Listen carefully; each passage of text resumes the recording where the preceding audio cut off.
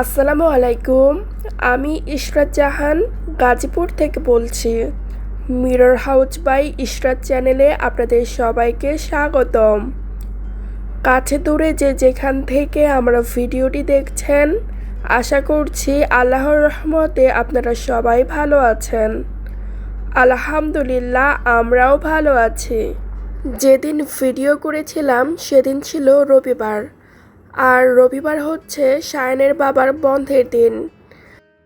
সায়নের বাবার যেদিন বন্ধের দিন থাকে উনি সেদিন একটু বেশি ঘুমাতে পছন্দ করেন। উনি অনেক আরামপ্রিয় মানুষ। তবে হ্যাঁ, আমার বাসায় যেহেতু ছোট একটা বাচ্চা আছে, সব সময় যে একই নিয়ম চলে সেটা কিন্তু না। সায়নের বাবা প্রতিদিন সকাল সকাল অফিসে চলে যান।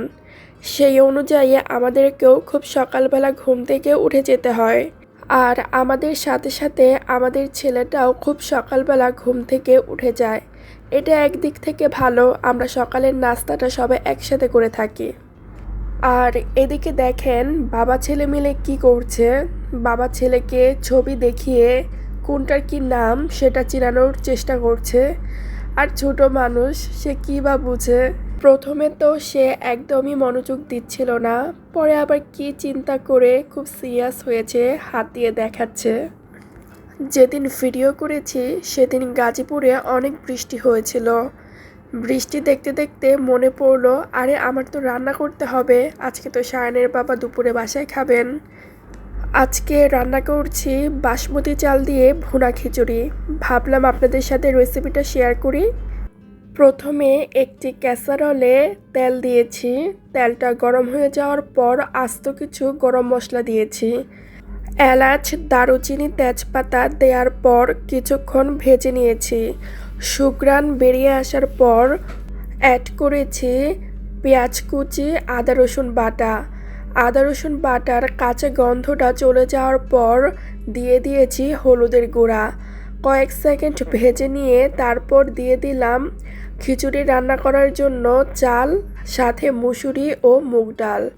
কিছুটা সময় নিয়ে সব কিছু ভালোভাবে একসাথে মিশিয়ে চাল ডালগুলোকে ভেজে নিচ্ছি।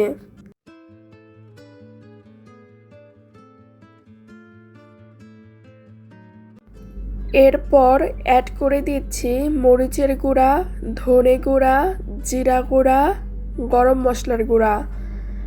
সব কিছু হাফ চামচ করে আমি ব্যবহার করেছি। সব গুঁড়া মশলা দিয়ে দেবার পর সব কিছু ভালোভাবে একসাথে মিশিয়ে নিয়েছি। তারপর অ্যাড করে দিয়েছি লবণ। চালের সাথে লবণটাকে খুব ভালোভাবে নাড়াচাড়া দিয়ে মিশিয়ে নিচ্ছি। আর হ্যাঁ, এই পর্যায়ে চালটাকে খুব ভালোভাবে ভেজে নিতে হবে। চাল যত ভালো ভাজা হবে খিচুড়ি তত ঝরঝরে হবে। তাই একটু সময় নিয়ে হলেও চালটাকে খুব ভালোভাবে ভেজে নিতে হবে। তারপর আমি এখানে অ্যাড করে দিয়েছি কিছু সবজি। আমি এখানে ব্যবহার করেছি গাজর, আলু। আপনারা আপনাদের পছন্দ মতো যে কোনো সবজি ব্যবহার করতে পারবেন। এরপর অ্যাড করে দিচ্ছি পানি। আর ঝরঝরে ভুনা খিচুড়ি রান্না করতে হলে কতটুকু চাল ডালে কতটুকু পানি দিতে হবে সেটা বুঝতে হবে। আমি খিচুড়ি রান্না করার জন্য এখানে চাল, ডাল, সবজি মিলে 2.5 কাপ নিয়েছি। আর পানি দিয়েছি এর ডাবল, মানে 5 কাপ। চাল আর পানি যখন এরকম সমান সমান হয়ে আসবে তখন আমি অ্যাড করে দিয়েছি কিছু কাঁচামরিচ। কাঁচামরিচ দিয়ে দেওয়ার পর সব কিছু ভালোভাবে একসাথে মিশিয়ে নিচ্ছি।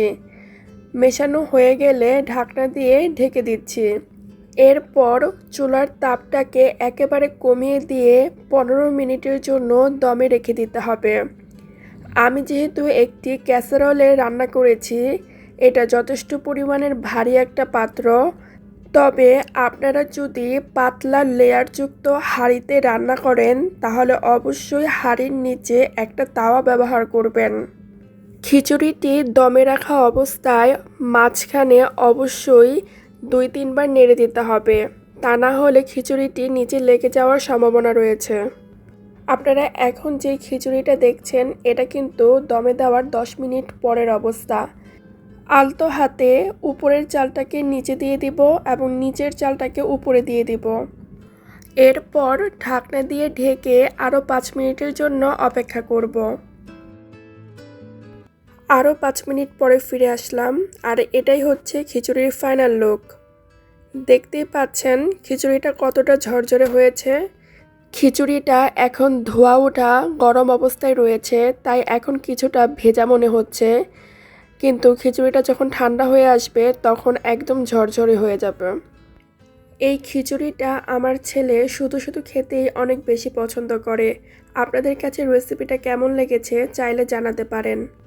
চাল, ডাল এবং পানির অনুপাত কিন্তু একদম ঠিক ছিল। এই যে দেখুন, চালটা খুব ভালোভাবে সেদ্ধ হয়ে গেছে, পাশাপাশি মুগ ডালটাও খুব ভালোভাবে সেদ্ধ হয়েছে।